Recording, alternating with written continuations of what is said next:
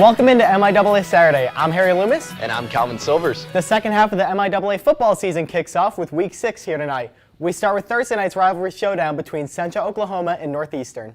Starting 5 minutes in, first to goal, Stephon Brown, showing off some nice patience, finds the seam and waltzes it in to make it 7-0. Later on in the quarter, 26-yarder for Tyler Crawford. He splits the uprights and the Riverhawks are within 4. Now early second quarter, Jace Gardner gets the ball and muscles his way past the goal line to make it a 14-3 ball game. 3 minutes later, another chance for the Broncos. This time it's Peyton Scott hammering it in from a yard out, and all of a sudden it's 21-3.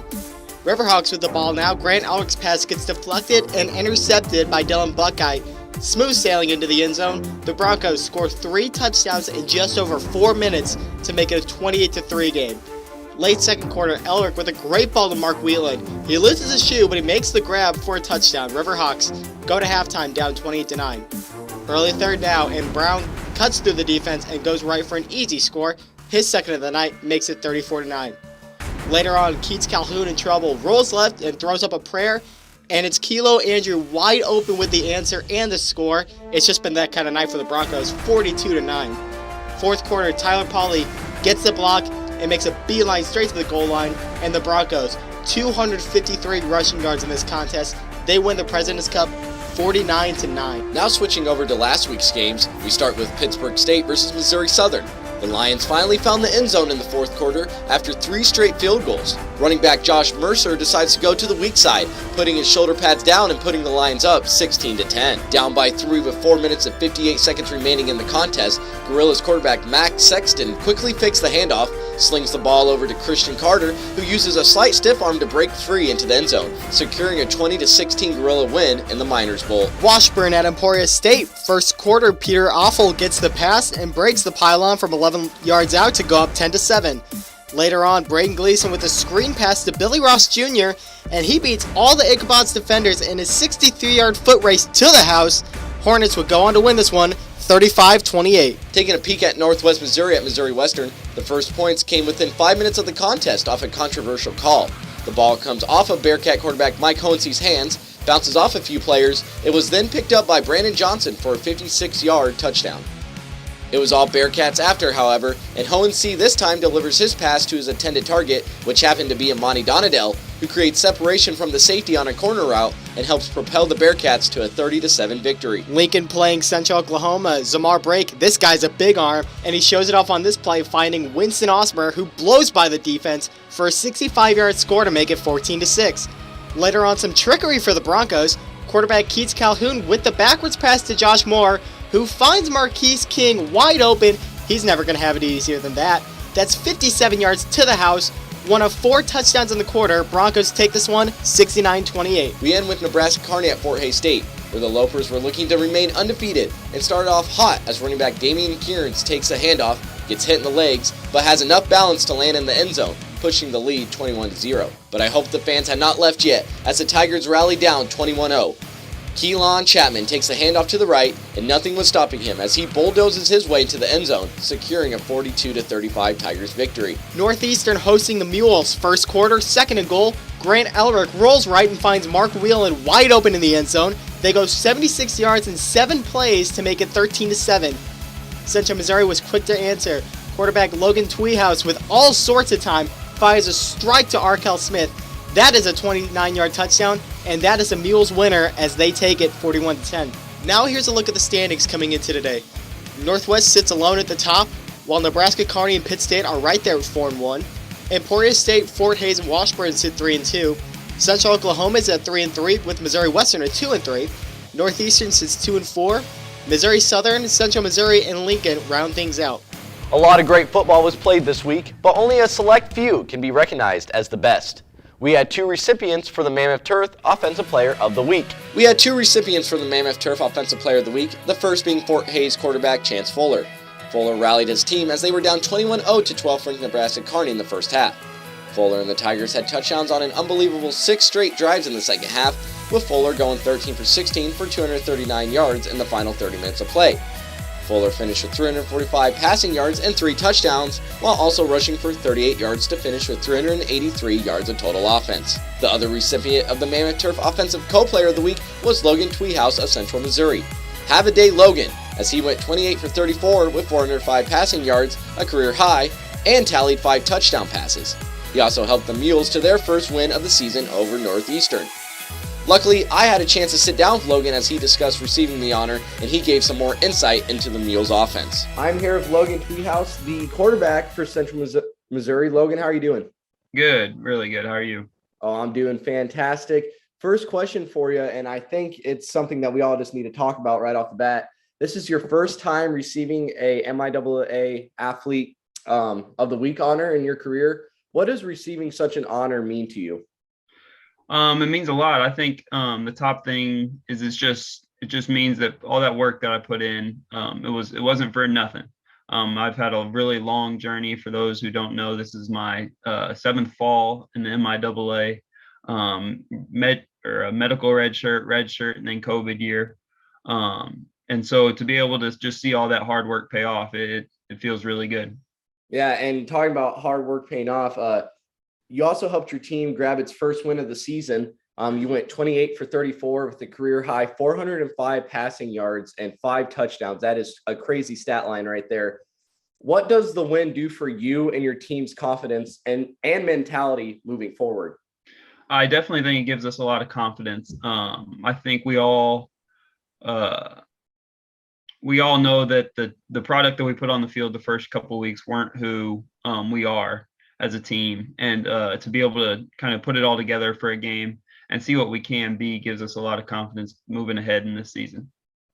And the confidence is a great thing because you got a good slate of games coming up, but we're still looking at what you did last weekend because you were slinging the ball last Saturday against Northeastern State.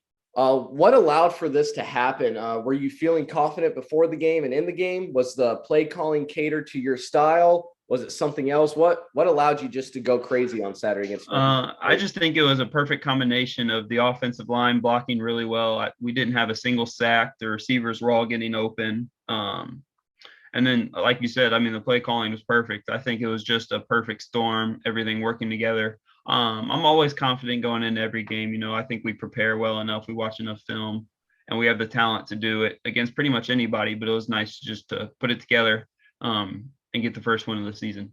Yeah, and if that's the kind of offense that you guys are going to be having the rest of the way, opposing defenses better watch out because that was scary. It seems to always be a fun and close matchup when you guys go up against Emporia State, especially in the past couple of years. From your standpoint, what does the Hornets defense bring to the table that you and the offense really have to prepare for this week? They do a lot of different things. I think they run one of the more complex defenses in the league. You don't see it from anybody else in the league what they do. And so it's going to be really important to make sure that we're all on the same page with different fronts, different coverages, alignments by them, just being able to be on the same page and keep this train rolling. And there's someone that you have to be on the same page as on the field and even off the field. Can you describe Trevor Treehouse as a receiver and as a brother? Well, obviously he's my brother. We've been together our whole life. So it's awesome to have a guy out there on the field like that, I mean, we don't have to say anything. It's just kind of, we know what each other's thinking in the moment. And that it doesn't just come from being brothers. It comes from putting in all the work together. I mean, me and him are out there. It's nice to have a brother that's a receiver, first of all, because anytime I want to go throw, I just pull him along with me, say, let's go throw. Yeah. Sometimes he's pulling me, other times I'm pulling him. But no, the working together the way we are, the chemistry is it's about as good as it can. I mean, obviously, it's as good as it can get. Yeah, and I'm sure when Thanksgiving comes around and you guys are playing family football in the backyard, if you two are on the same team, there's no one that's going to stop you guys. Yes, sir. Yes, sir. Everybody wants to be on our team. No of course they do. I don't blame them. And then just following up on that, how fun is it for you and your family now to have both of you on the field for UCM this season? It's a blast. I think he played quarterback in high school, so we never really got the opportunity in high school. And he made that switch to receiver once he got to college. And it's been something that they've been looking forward to for several years now. It had happened several times in practice, and we had told them about it. The team, I mean, the what the team says is 2 Twees, 1 house, just to kind of go along with our last name. And so it had happened several times in practice, and it was to be able to see it in a game and for our parents to be able to be there and see it in the game was awesome. And then coaches let us keep the game ball from the touchdown that we threw against Kearney 2 weeks ago. So it's just a great experience, one that, I mean, we'll never forget. Yeah, no, that is awesome that you guys got to do that, and that the family gets to come and see both of you guys out on the field. That is awesome. Last question for you before I let you go today. What are you most excited for against Emporia State coming up on Saturday? Just the challenge that they present. I mean, every week in the MIAA, it is a great opponent. There's no off weeks, you could say. And we're going to have to we have a real challenge on our hands. We're going to have to put together another solid week of practice and go out and perform on the field on Saturday. Well, good luck to you on Saturday. Thank you very much. Appreciate it. The Mammoth Turf Defensive Player of the Week went to Jace McDowell of Emporia State. He may have had the biggest play of the week with a pick six late in the second quarter to give the Hornets a 2-score lead. On top of that, he added 5 tackles in the win over Washburn. Just a normal day at the office for the senior linebacker. The Mammoth Turf Special Teams Player of the Week is Adrian Soto of Fort Hays. You want to talk about doing it all? Soto had 307 total yards last week. 124 of those yards on kick returns, including a critical 47-yard run as part of the Tigers' incredible comeback against Nebraska Kearney. Now let's take a dive into matchups happening around the MIAA today. Fort Hays State will be in Topeka, Kansas to face Washburn. Emporia State travels to Central Missouri to take on the Mules. Pittsburgh State will be in Maryville for the first time since 2016 to take on the Bearcats. Missouri Southern and Lincoln will battle it out in Jefferson City, Missouri, and the last game of the day kicks off at 2 o'clock between Missouri Western and Nebraska Kearney. Looking more in depth in today's matchups, my eyes will be on the Emporia State at Central Missouri game. Off their first win of the season, the Mules are feeling themselves right now. The Mules 2 weeks ago fought the then undefeated Lopers to the end, but ended up losing. However, the past 2 weeks the offense has scored a combined 69 points, and Logan Twehous is starting to show his talents.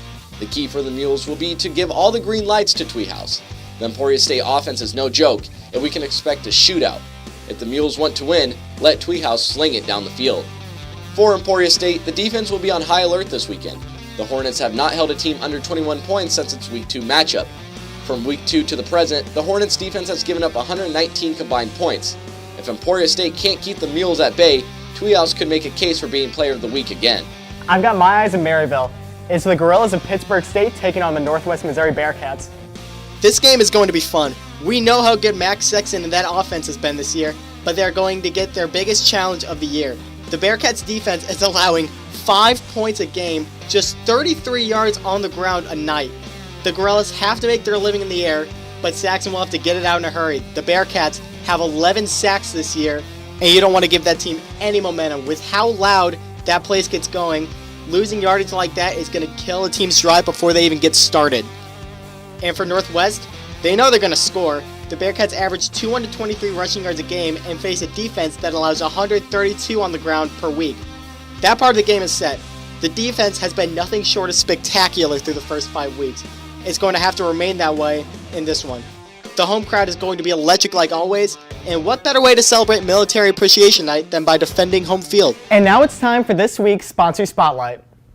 We are here with Matt Keys of Hollis+Miller. Thank you for joining us today, Matt. No problem. Good to be here. Great. So I guess to start, what advantages does Hollis+Miller's relationship with the MIAA bring to the table? A lot of the advantages that our relationship brings to the table is our firm is 100% focused on education. A big part of this is people think of the academic side of education and many times forget about the physical side of education. And so, we kind of have experts in that field to really draw out, the nature of enhancing the student athlete experience. And this partnership with the MIAA really brings to the table,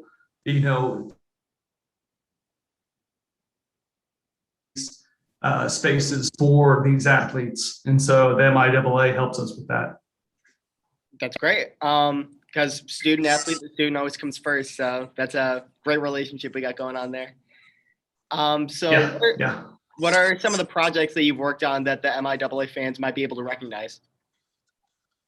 So most recently, they just kind of announced the Northwest Missouri State's new football locker room. Many people have seen those renderings, and that's kind of an example of how we're really trying to elevate, the MIAA and really get kind of that national recognition that we believe they deserve, because it's such a great conference. So you're based. We've also done. My apologies. Go ahead.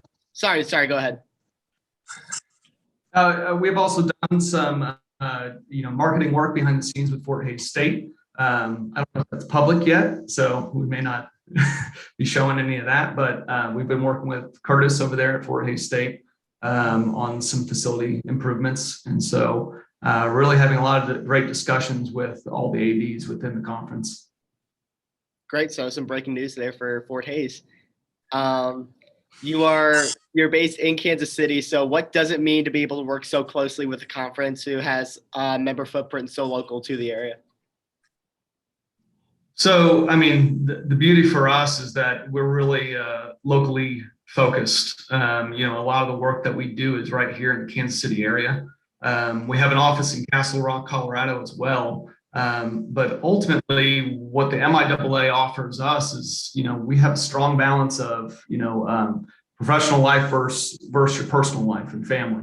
And so the locality of the MIAA really offers our staff to, be home at night with their families, where nationally, when you look at some of the national conferences, you're traveling to get to those places. And the MIAA really offers that nice balance between family and professionality of a career.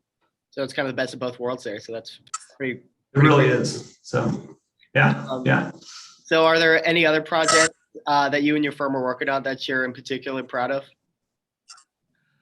We just got initiated to move forward with Southeast Missouri State, their new football sideline. So we're demolishing their 91-year-old historic stadium, Houck Stadium, and moving forward with kind of phase one, which is their sideline seating bowl right now. And so we're moving forward with that.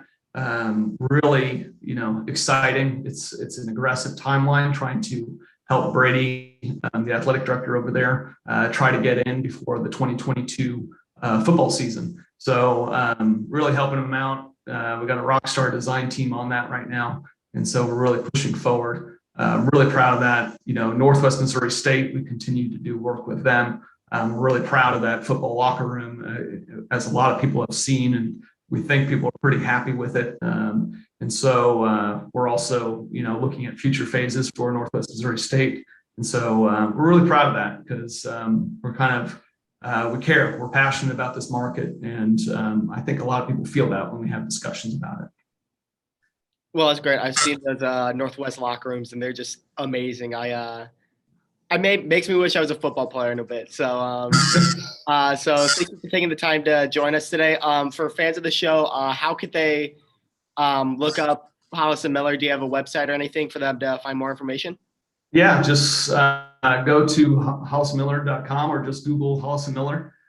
You'll see our page just pop up. We have, we have kind of multiple divisions. We have our K through 12 division. We do a lot of education work in K through 12 market. We also have our higher education tab and our private market. So higher education, we ultimately have, 3 sectors of academics, housing, and athletics. So they could tune in there and, just search our website and have all our contact people on there of leadership, and you can get a hold of any one of us in the specialized markets. Well, Matt, we really appreciate you taking the time with us today. Thank you for the relationship with the MIAA, and thank you for telling us a little bit more about what you guys do. Oh, no problem. It's been great. So thank you for your time. All right, thank you. Thanks, Harry. Sounds like Hollis+Miller are doing great things for the MIAA. Let's now take a look into next week's matchups. Nebraska Kearney will travel to Emporia, Kansas to face the Hornets. Lincoln will square off against Pittsburgh State. Northwest Missouri will take on Washburn. Central Missouri will be in Joplin in a battle with Missouri Southern. Northeastern State will be in St. Joseph as they draw Missouri Western, and Central Oklahoma will be at Fort Hays State. That will do it for MIAA Saturday. We look forward to seeing you again here next week. Be sure to follow us across our social media platforms and catch all of the MIAA action on the MIAA Network. I'm Calvin Silvers. And I'm Harry Loomis. We'll see you next week.